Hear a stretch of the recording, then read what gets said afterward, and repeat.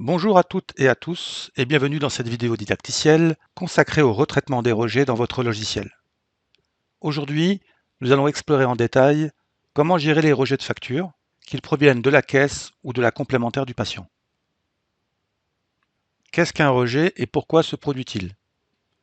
Un rejet peut être émis par deux organismes, soit la caisse du patient, soit la complémentaire du patient. Mais comment le logiciel sait-il que vous avez reçu des rejets?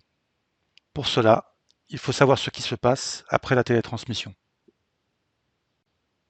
Dans les 48 à 72 heures ouvrées, après la télétransmission, les organismes caisses et complémentaires renvoient sur la boîte de télétransmission ce qu'on appelle un RSP, rejet, signalement, paiement, ou plus communément appelé retour NOEMI.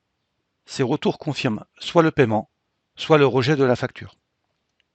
La réception par le logiciel des retours NOEMI présents sur la boîte de télétransmission est une étape préalable indispensable. Cette réception est automatique au moment de la télétransmission. Mais si vous n'avez pas de télétransmission à faire, vous pouvez récupérer manuellement les retours en attente. Pour ce faire, laissez passer un délai d'au moins 48 à 72 heures après la télétransmission de vos factures. Ensuite, rendez-vous dans la partie Facturation, puis Boîte de réception.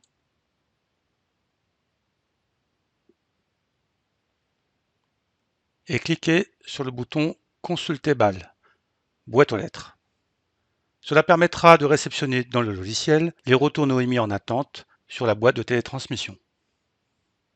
Nous sommes maintenant à jour sur la réception des retours NOEMI. Voyons comment retraiter nos rejets.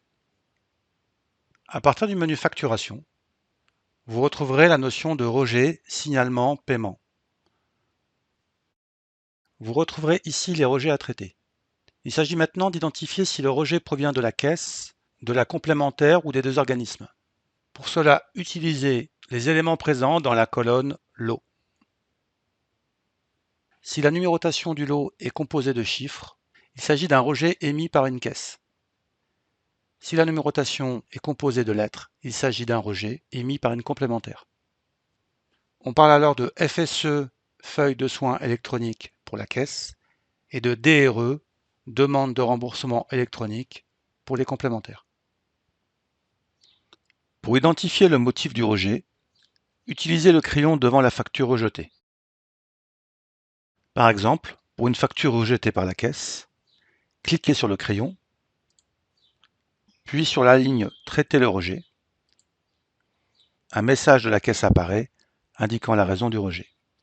Les messages peuvent parfois être ambigus, donc concentrez-vous sur les mots-clés. Les rejets les plus courants sont souvent dus à des problèmes d'exonération ou à des informations incorrectes sur les prescripteurs. Par exemple, une exonération ALD, affection longue durée, incorrecte, ou un numéro de facturation de prescripteur mal renseigné. Après avoir validé l'action, le logiciel annulera la facture. Cela permet de restaurer les rendez-vous. Il ne vous restera plus qu'à corriger la prescription et à facturer de nouveau en mode sécurisé ou en mode dégradé, et enfin de retélétransmettre la facture.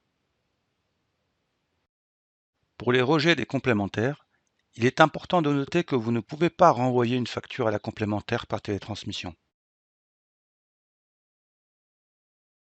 Vous devez traiter le rejet par un courrier papier. Le logiciel proposera plusieurs méthodes pour traiter un rejet complémentaire. Vous pouvez alors basculer en tiers payant mutuel. Cette option permet de faire régler le patient de la part mutuelle. Marquer la DRE comme payée indique que la facture a été payée par la mutuelle même en cas de rejet. Demander le paiement mutuel en papier, c'est-à-dire imprimer une quittance à envoyer par courrier à la mutuelle.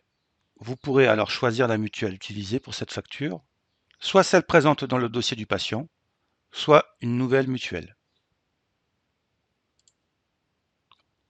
Cas particulier, si un rejet concerne à la fois la caisse et la complémentaire, vous pouvez annuler et recréer la facture pour retransmettre les deux parts par télétransmission. Ce cas est rare, mais il est important de le connaître. Enfin, sachez que vous avez jusqu'à 27 mois pour retraiter vos rejets à partir de la date des soins. Voilà, nous avons couvert tous les aspects du retraitement des rejets dans le logiciel. que ce soit pour les par caisse ou complémentaires.